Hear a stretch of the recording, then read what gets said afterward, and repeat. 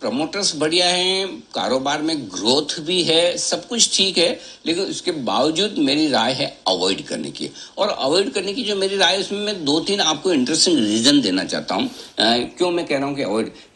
देखिए, अवॉइड करने का मतलब ये नहीं कि कंपनी खराब है, प्रमोटर खराब है। मैं बहुत साफ कह दूँ, जहाँ पर कंफर्ट नहीं है वहाँ मैं बहुत साफ साफ कहता हूँ, जहाँ कंफर्ट है वहाँ कंफर्ट है। तो ऐसा नहीं कि कंपनी खराब है। इक्विटास वेल मैनेज बढ़िया कंपनी है, और जो इक्विटास होल्डिंग ऑलरेडी कंपनी उसकी subsidiary company Equitas small finance bank, उसका आईपीओ आ रहा है। ठीक उसी तरह से जैसे उज्जीवन में आपने देखा ना, उज्जीवन और उज्जीवन स्मॉल फाइनेंस बैंक, उनका आईपीओ आया है। तो अब 2-3 वजह है जिस वजह से मैं फिलहाल नहीं खरीदने की राय दे रहा हूं। पहला, वैल्यूएशन रीजनेबल है, आकर्षक नहीं है। ऐसे वैल्यूएशन पे नहीं आ रहा कि मैं कूद के खरीदूं, कि मैं ले ही लूं, कि बहुत बहुत सस्ता आप दे रहे हो और इतना सस्ता दे रहे हो तो मुझे लेना ही लेना है। क्योंकि जो दूसरे लिस्टेड पीयर्स हैं, चाहे वो आपका उज्जीवन स्मॉल फाइनेंस बैंक हो, एयू स्मॉल फाइनेंस बैंक हो, स्पंदना स्फूर्ति हो, उसके मुकाबले में लगभग 8 पार है, थोड़ा सा सस्ता है। मुझे थोड़ा नहीं, ज्यादा सस्ता चाहिए। तो पहली बात तो ये कि मेरे लिए है ना, वैल्यूएशन थोड़े और अट्रैक्टिव चाहिए, जो मिसिंग है, पहली चीज।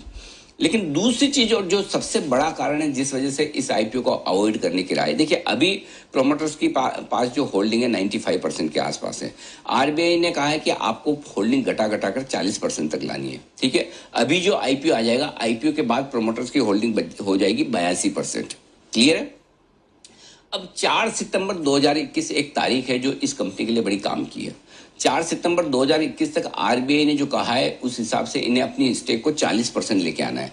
यानी कि 82% से 40%, यानी कि और 42% स्टेक इनको घटानी है, और वो अगले 1 साल में घटानी है। एक्सटेंशन मिल जाए तो मुझे नहीं पता, लेकिन अगर एक्सटेंशन नहीं मिला तो तब, और मिल भी गया घटानी पड़े। हालांकि कंपनी ने कहा कि हमें मर्ज करने दीजिए, रिवर्स मर्जर, कि हम इक्विटास स्मॉल फाइनेंस बैंक को इक्विटास होल्डिंग के साथ मर्ज कर दें, वहां पर प्रोमोटर्स की स्टेक कम है तो ऑटोमेटिकली हमारी स्टेक मैनेज हो जाएगी, हमें इतना घटाना नहीं पड़ेगा। लेकिन आरबीआई का अभी तक जो स्टैंड है वो ये कहते हैं, नहीं, आपको पहले आप ये कंप्लीट करिए सितंबर 2021 तक, उसके बाद हम सोचेंगे कि आपको मर्जर अलाउ करें ना करें। तो मैं ये मान के चल रहा हूं कि सितंबर 2021 तक इन्हें अपनी स्टेक 40% लाना पड़ेगा। अभी देखिए, आईपीओ अभी मुश्किल से 13% स्टेक कम हो रही है, 95 से 82%। अब 42% अगर प्रोमोटर को अगले 1 साल में और कम करना है तो कैसे काम चलेगा सर?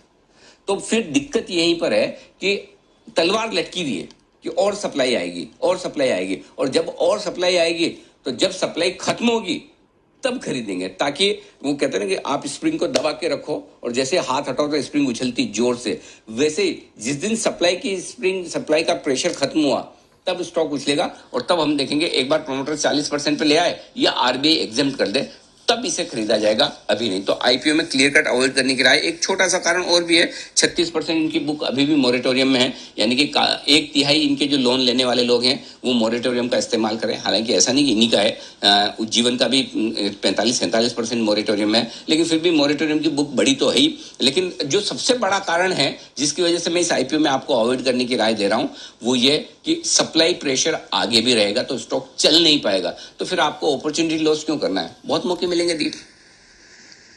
फ्रेंड्स, मिलते हैं अगले वीडियो के अंदर, जब तक के लिए गुड बाय।